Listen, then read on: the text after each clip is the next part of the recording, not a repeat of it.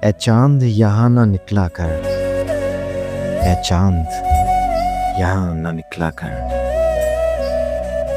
बेनाम से सपने देखा कर, बेनाम से सपने देखा कर। यहाँ उल्टी गंगा बहती है, इस देश में अंधे हाकिम हैं, ना डरते हैं ना नादिम हैं, ना लोगों के वो खादिम हैं।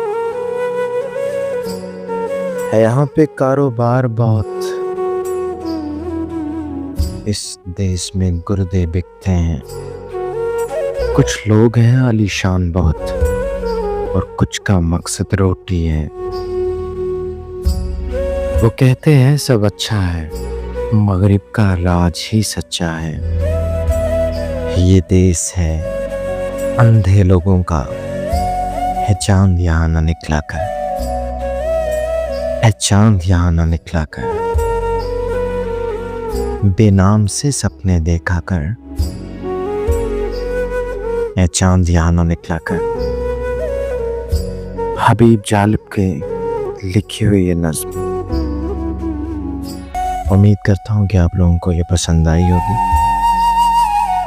मैं हूँ आपके साथ, आपका प्रेजेंटर उसामा शमीर, रात के स्पैर में आप लोगों के साथ एक खूबसूरत नज़्म शेयर करते हुए।